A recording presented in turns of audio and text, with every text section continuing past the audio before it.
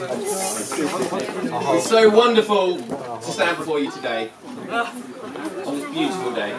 If you had told me all those years ago when we were at school together, is this actually on? Am I just shouting? Hello, testing. P-head, testing, P-head.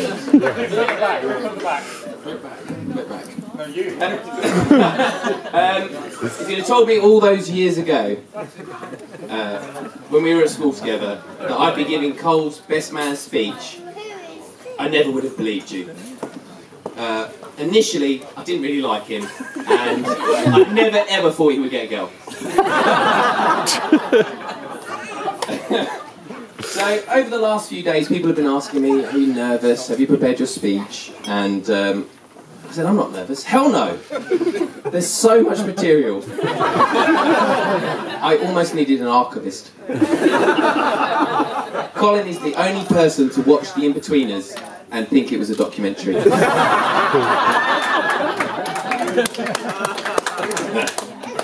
Sorry, Neil. Right, okay. So I must apologise in advance to the dads. Due to his lack of female action, there's no blue material. But just because there's no sordid stories of fast women, or any other women for that matter, that doesn't mean that we can't have a fun, family-friendly show. Talking of shows... That's the wrong one! Richie, I'll give you one job.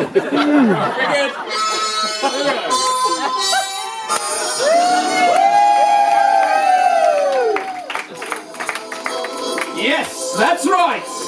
Tonight, Colin James Hornby. This is your partly made-up life.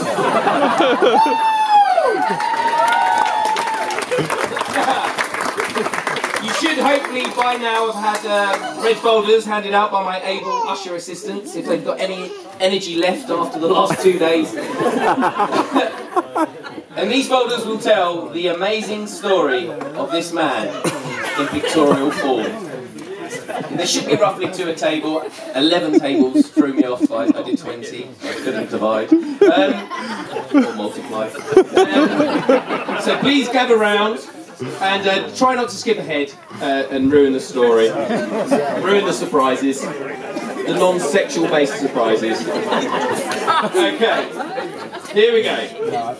I could have done this on a slideshow, but I thought I'd go for something more substantial, more solid, a bit like our Colin.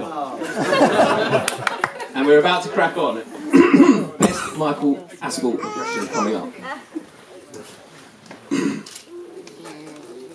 You were born on September 14th, 1980, weighing a world record 3 stone 5 ounces. When it came to names, your loving parents were heavily influenced by a popular TV detective series of the time.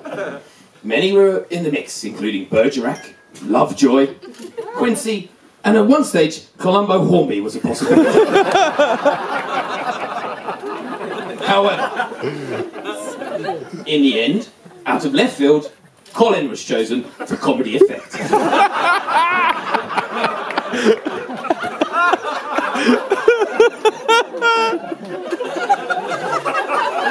I pauses for laughing at my own joke.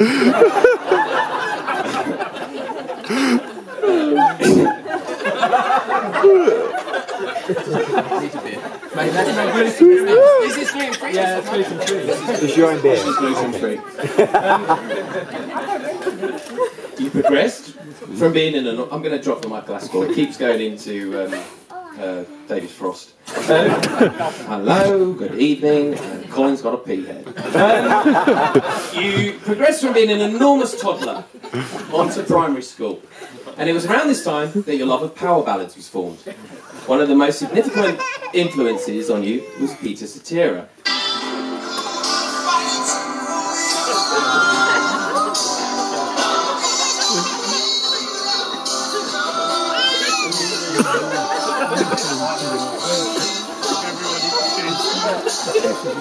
Stop welling up, Colin. Stop welling up.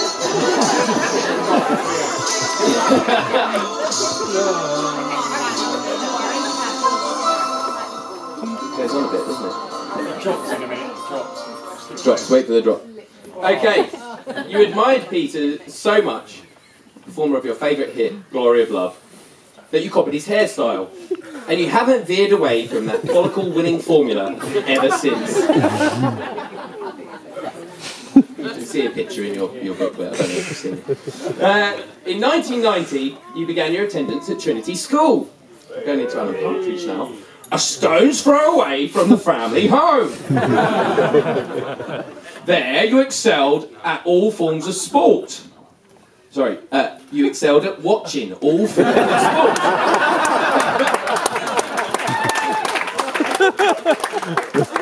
There truly is no finer knowledge of niche sports, such as darts, lawn bowls, pool, anything like that, in the land Colin knows. The 17th ranked person.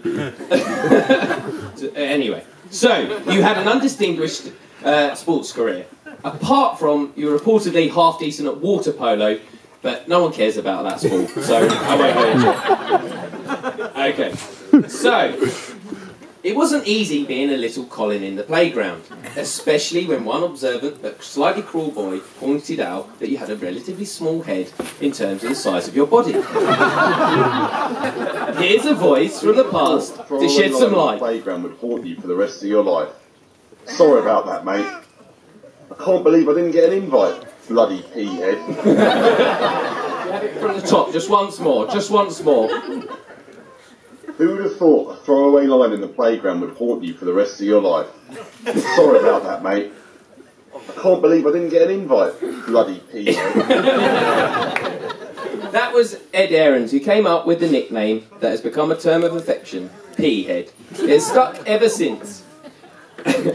It has evolved and shortened over the years to P, which was fortunate, as in noisy bars and clubs, when chatting to women, but that's made up, they misheard us and assumed you were called Pete, which we all think is an improvement. So, I digress, sorry.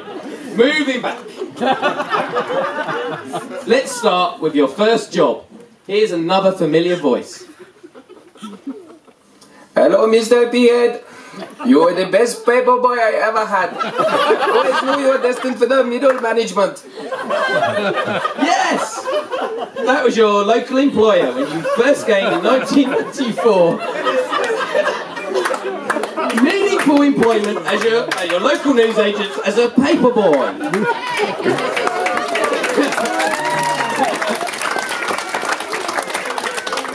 Being an early riser and dependable, this position suited you perfectly. So much so that you've remained in the industry ever since.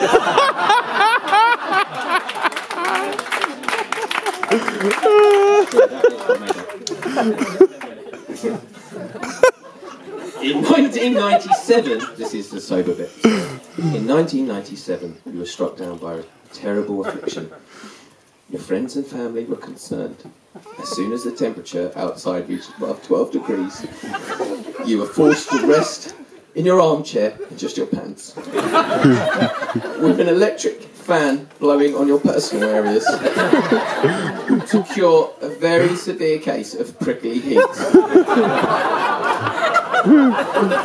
Unfortunately, I don't have pictures, as cameras weren't allowed in the room in case flash photography raised the temperature in the room.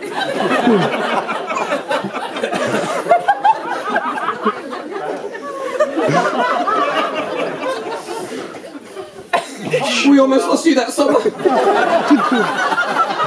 But fortunately for us and the magazine distribution industry, you pulled through.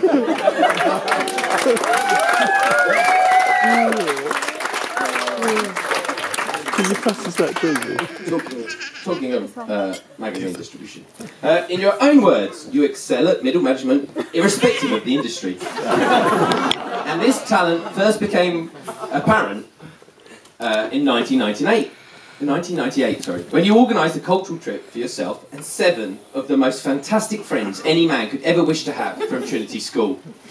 There we explored the seaside resort of Magaluf. Hotel Guadalupe, later closed due to an E. coli outbreak, was the perfect venue.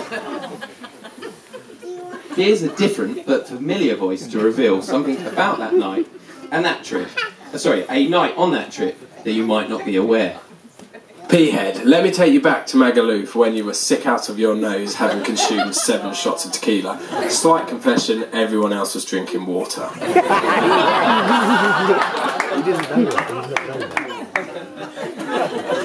Yes! It was in Magaluf that you became aware of your lifelong strong allergy to tequila that resulted in you being sick out of your nose. I refer you all to the pictures in your handout that were also included in our graduation folder. So, without further ado, I think it's only appropriate that we get Colin up to enjoy a tequila, as well as... Come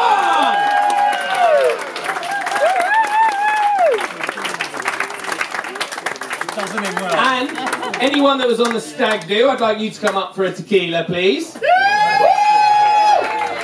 And anyone that was at Magaluf in 1998, on our trip, you might have been there just coincidentally, you can still come up if you want, but anyone that was on our trip in 1998. That's your voice.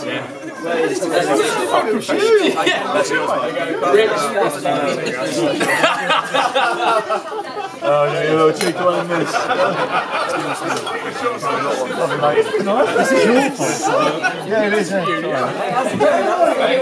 Okay. Quick game's a good game. Let's get this over. Let's keep the momentum.